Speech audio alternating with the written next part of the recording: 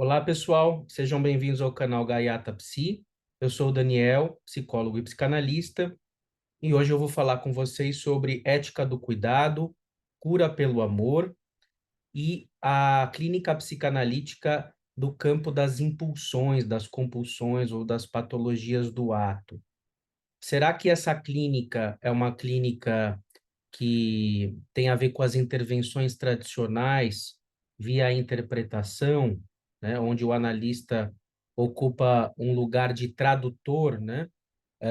Ou será que essa clínica demanda outros tipos de intervenções, como, por exemplo, o analista ser mais ativo, a técnica se tornar algo elástico, de modo a que ele possa opinar, dar sugestões e até servir como um alter ego, uma barreira de contenção frente aos impulsos, aos ímpetos de uma pessoa que se encontra em estado de angústia, né? Então, Freud já contemplava a ideia de cura pelo amor. Ferenczi, a gente pode ler a partir do Daniel Kuperman, né, aqui do Brasil, psicanalista brasileiro, representante em parte da obra do Ferenczi, a ideia de uma ética do cuidado, né? Essa ética do cuidado é fundamental, né, no Ferenczi, porque ela implica que a gente, através de uma elasticidade da técnica, com base num fundamento ético de amor, onde o analista está ali de uma forma sensível, empática, com o seu tato disponível para ajudar o paciente no estado de angústia, ou seja lá o estado que ele estiver que provoque sofrimento a ele. Então, a partir de Ferenczi e da clínica psicanalítica, através de vários autores que foram se desdobrando depois dele, essa questão do psicanalista se resumir a um agente asséptico, neutro, uma espécie de tela em branco, que receberia as projeções transferenciais, os conteúdos inconscientes do paciente, e só traduziria esses conteúdos em palavras que pudessem ser elaboradas por ele, essa versão continua valendo, mas ela fica relativizada, pois ficam na mesa disponíveis outros recursos, outras ferramentas clínicas, né, por parte do analista. Então, o Ferenczi, mesmo que ele tenha abandonado a técnica ativa, em que ele dizia e recomendava, né, até de forma um tanto categórica, coisas que os pacientes deviam fazer ou não fazer na vida deles para deslocar a libido, né, para um campo que era derivado, que estava atrelado ao sintoma, para que essa libido se derivasse ou se deslocasse para outros campos. Ele depois vai dizer que isso provoca uma reação terapêutica negativa, porque o analista passa a encarnar um lugar de autoridade. Mas, de alguma forma, se a gente puder retornar a Ferenczi, a gente vai ver que muito dessa noção ativa do psicanalista, ela pode existir para além de uma dimensão de poder. Por quê? Porque o analista ele está lá como um agente sensível, empático, ele pode usar a sua intuição, eu já gravei em outros vídeos aqui a ideia de uma psicanálise intuitivo-gestual, assim eu nomeio, onde o analista não é indiferente, não é asséptico, não é neutro em relação ao sofrimento dos seus pacientes. Então, ele pode tanto incentivar movimentos de desejo, movimentos libidinais que o paciente está tendo, janelas pulsionais, ajudando ele a canalizar isso para um lugar sublimatório que o paciente já esteja buscando, já esteja começando a nomear.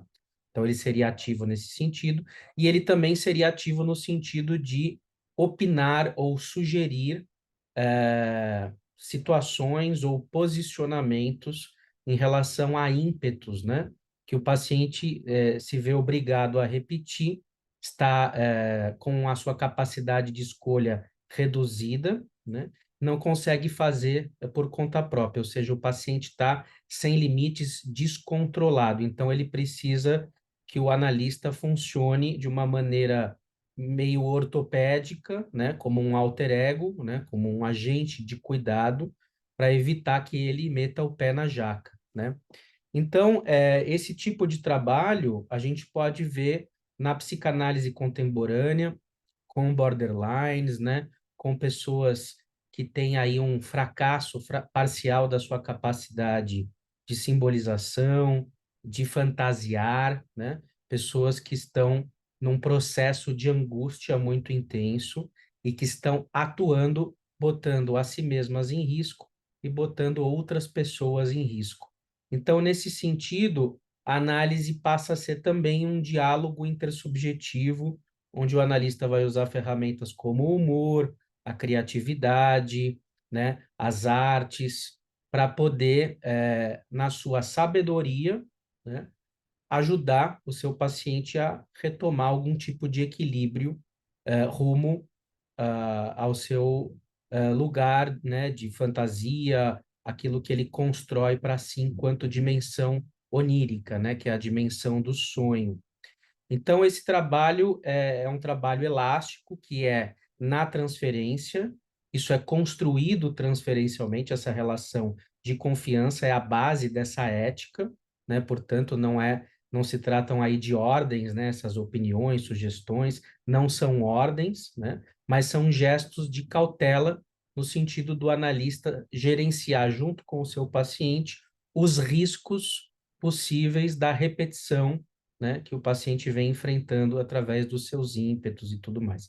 Lembrando que todos nós estamos sujeitos a incorrermos em crise de angústia, termos os nossos próprios ímpetos, então isso não nos caracteriza como pessoas que estão, digamos, adentradas aí ou imersas na dimensão das patologias do ato, né, ou das patologias impulsivas ou das compulsões. Isso pode acontecer como gatilho na vida de todos nós, né? Então, para resumir, no modelo freudiano clássico, que é o da neurose, né, você tem uma estrutura subjetiva estabelecida com uma fantasia funcional, uma capacidade simbólica operando bem, né?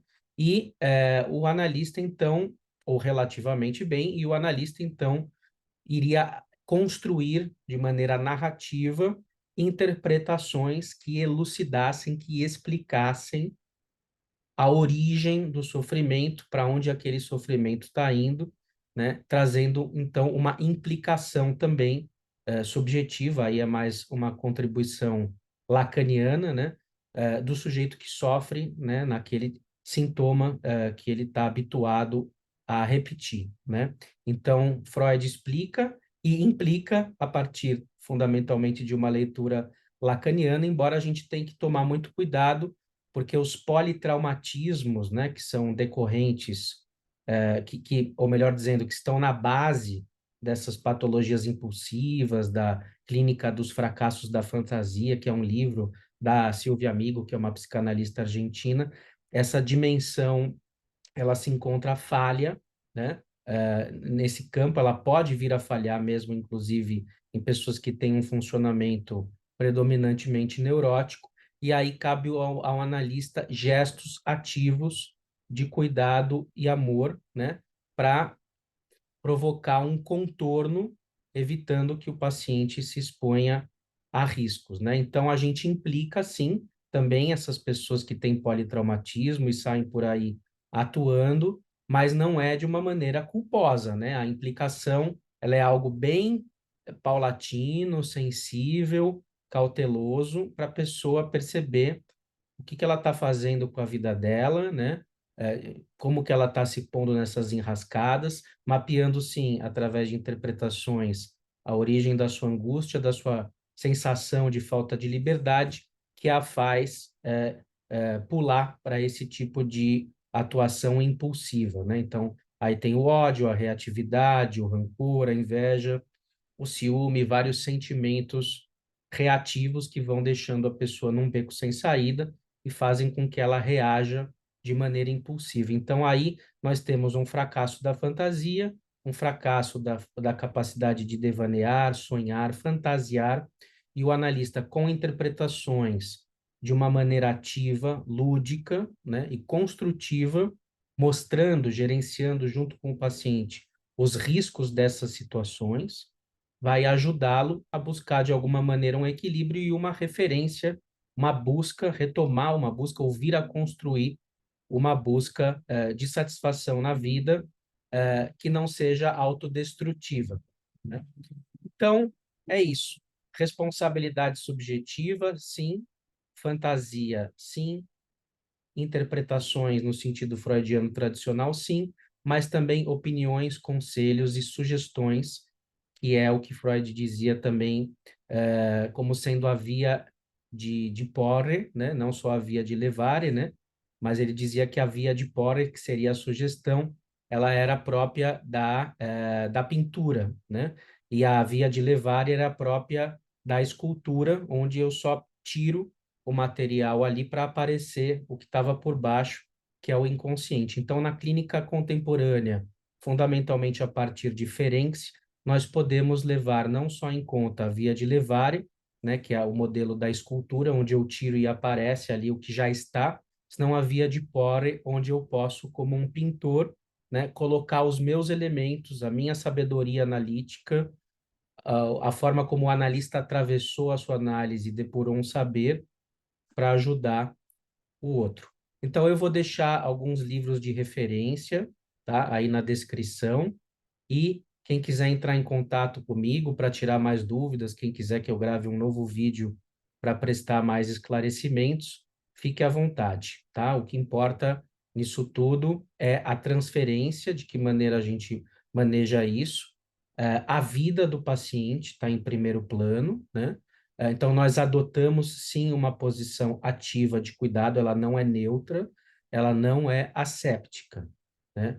E também não estou dizendo que não estejamos sujeitos a erros. Nós estamos, né? Mas também é possível a gente incorrer em erros usando métodos muito restritos ou ortodoxos. É bom a gente colocar várias possibilidades na mesa, lembrando que quem for estudar a história da psicanálise vai ver que todos os autores tinham perspectivas teóricas que entravam em relativa contradição com o que eles faziam no seu cotidiano clínico privado do consultório. Isso a gente sabe através de relatos de supervisandos, de pacientes, né, que existe sempre um hiato, né, uma diferença entre a teoria e a prática. Então, o próprio Freud, ele nem era tão asséptico e neutro quanto aparentemente ele dizia, pautado aí no modelo médico, né, no modelo do cirurgião, né, que tem que estar ali sem bactérias, né, para evitar infecções, contaminação, nem ele era tão asséptico assim,